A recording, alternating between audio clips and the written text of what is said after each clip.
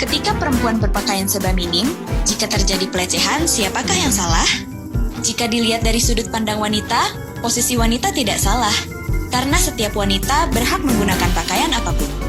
Jadi, laki-lakinya aja tuh yang mesum jika melihat wanita berpakaian minim. Namun jika dilihat dari sudut pandang pria, wanita yang berpakaian terbuka itu bodoh. Ibarat tidak ada asap kalau tidak ada api.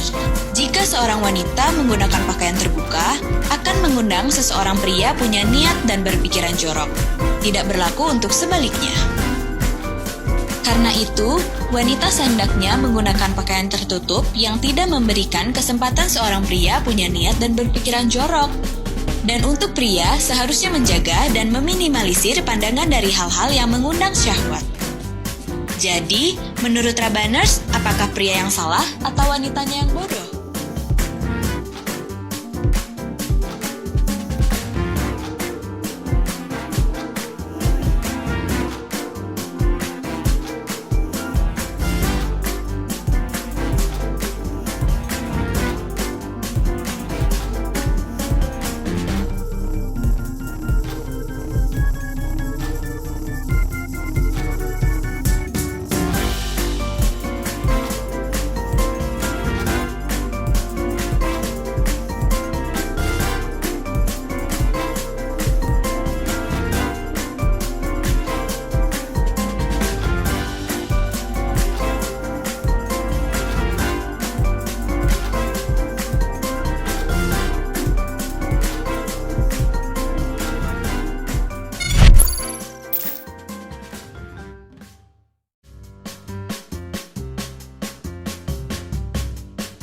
Brand hijab Rabbani disorot usai merilis iklan yang dinilai kontroversial.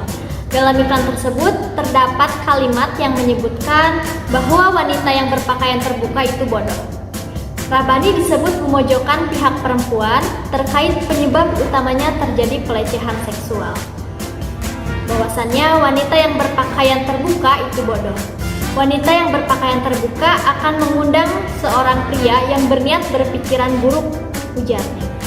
Namun, berdasarkan pengaduan yang datang langsung ke Komnas Perempuan, pakaian perempuan tidak signifikan sebagai penyebab kekerasan seksual, karena semua kekerasan dapat menimpa perempuan berpakaian terbuka hingga perempuan yang berpakaian tertutup. Terkait hal ini, Direktur Marketing Rabbani Ridwanul Karim mengklarifikasi usai brandnya dihujani kritik, bahwasannya berdasarkan data pun, salah satu faktor yang menyebabkan pelecehan seksual itu berpakaian terbuka.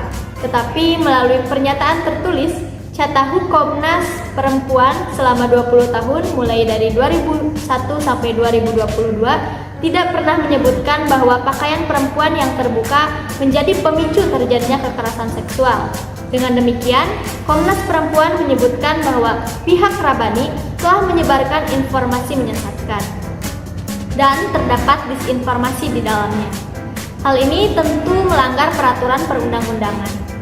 Dengan tegas, Komnas Perempuan menolak penyebutan data oleh Rabbani untuk mendukung iklan yang disampaikan oleh pihak brand tersebut. Terdapat 4 poin yang disampaikan oleh Komnas Perempuan.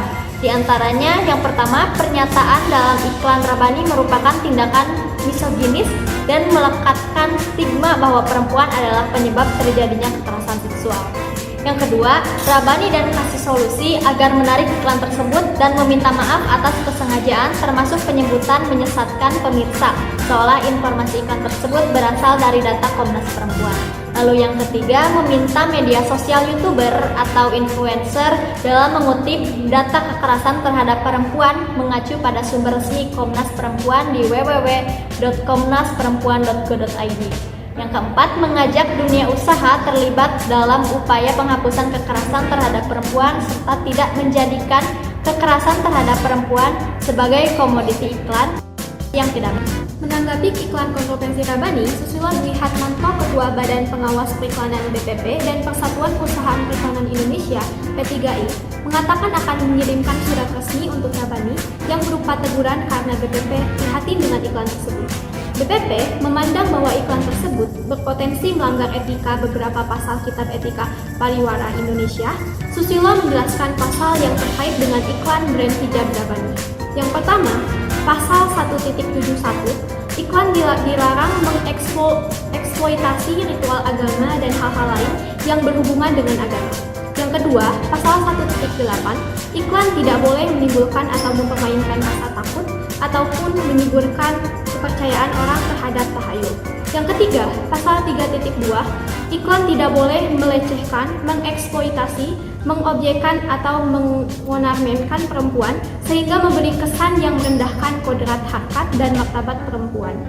Yang keempat, pasal 3.36 bahwa tidak boleh terdapat kesan penggunaan istilah atau ungkapan yang dapat disalahartikan atau yang dapat menyinggung perasaan sesuatu gender ataupun yang mengecualikan salah satunya. BPP adalah badan yang menangani etika periklanan dan dibentuk oleh Persatuan Perusahaan Periklanan Indonesia (P3I), asosiasi yang menaungi perusahaan periklanan di Indonesia. BPP akan meminta pihak Rabani untuk lebih berhati-hati dalam membuat iklan ataupun konten di media sosial. Kemudian, opini mengenai kasus tersebut menilai hal ini, iklan Rabani tentu sangat melanggar kode etik dalam berbisnis yang salah satunya adalah menyinggung dan memojokkan sesuatu gender atau kalangan, di mana hal ini menentang pasal 3.3.6 yang menekankan pentingnya menghindari diskriminasi atau stereotipasasi dalam mempromosi. Meskipun pihak Rabani mengatakan tidak ada niatan tendensius untuk memojokkan kalangan tertentu, namun banyak sekali pihak yang merasa tersinggung oleh kata-kata promosinya. Oleh karena itu, penting bagi Rabani untuk memperhatikan dan memperbaiki pesan promosi mereka agar sesuai dengan prinsip-prinsip etika yang berlaku.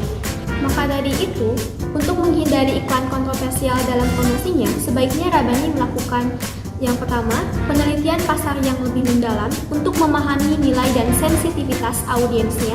Yang kedua, menjalin kerjasama dengan agensi periklanan yang dapat memberikan paduan etis dalam promosi produk mereka. Yang ketiga, melakukan uji coba materi promosi sebelum merilisnya secara luas. Yang keempat, memastikan transparansi dalam komunikasi. Yang kelima, responsif terhadap umpan balik pelanggan. Dan dengan langkah-langkah ini, suatu bisnis dapat meningkatkan kesempatan untuk mempromosikan produk mereka tanpa menimbulkan kontroversi yang tidak diinginkan.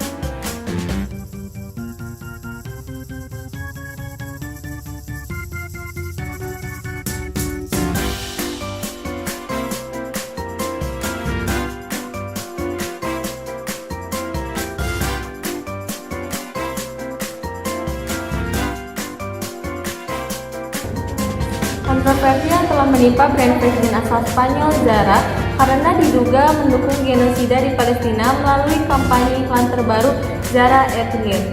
Sorotan publik sendiri tidak hanya datang dari merek tersebut, melainkan kepada para tokoh yang terlibat di balik layar iklan produksi yang kontroversial tersebut.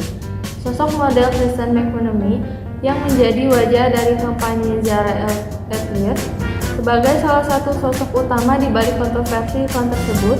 Dari beberapa unggahan foto yang beredar, pemotretan iklan tersebut menampilkan manekin yang berlapiskan kain putih yang tampak dibopong oleh Kristen McManamy. Ia juga tampak berdiri di sebuah kotak kayu yang terlihat mirip seperti peti mati. Di sekeliling model itu juga terdapat puing beton dan kayu peti. Bahkan beberapa unggahan juga menampilkan patung yang anggota tubuhnya hilang. Akibat foto-foto kontroversial ini, netizen pun mengeluarkan seruan untuk memboikot Zara. Mereka pun mempopulerkan tagar boikot Zara di media sosial X. Ada juga seorang netizen yang mengatakan mereka akan mengembalikan baju Zara yang sudah dibeli sebelum kampanye iklan tersebut diluncurkan. Meskipun akhirnya brand internasional tersebut memberikan penjelasan bahwa kampanye yang dibuat pada bulan Juli dan difoto pada bulan September menghadirkan seri gambar patung yang belum selesai di studio pematung dan dibuat dengan tujuan sendiri untuk menampilkan pakaian kerajinan dalam konteks seni. Zara juga menjelaskan bahwa mereka tidak pernah menyangka kampanye ini akan menyinggung perasaan masyarakat yang dihubungkan dengan aksi genosida. Mereka menyatakan penyesalan atas ketidaknyamanan yang mungkin ditimbulkan dan menegaskan bahwa tidak ada niatan untuk merendahkan penderitaan yang dialami warga Palestina akibat konflik dengan Israel. Sayangnya, beberapa pelanggan merasa tersinggung dengan gambar yang telah dihapus sekarang. Zara menyesalkan kesalahpahaman tersebut dan menegaskan kembali rasa hormat yang mendalam terhadap semua orang. Meski Zara berupaya memberikan penjelasan dan klarifikasi, respon dari masyarakat tidak sepenuhnya positif. Lebih dari 38.000 akun netizen membanjiri postingan klarifikasi tersebut di Instagram. Alih-alih mendapat dukungan, Zara malah semakin mendapat hujatan dari sebagian besar warganet. Banyak netizen yang mengekspresikan kekecewaan dan bahkan menyatakan ketidakpercayaan terhadap klarifikasi. Iklan kontroversial tersebut secara tidak langsung melanggar etika karena tidak memperhitungkan kepekaan terhadap kondisi genosida yang tengah terjadi di Palestina, yang telah menyebabkan banyak korban jiwa. Penggunaan materi pemasaran yang meremehkan atau memanfaatkan situasi seperti itu dapat dianggap tidak etis dan kurang menghormati nilai-nilai kemanusiaan.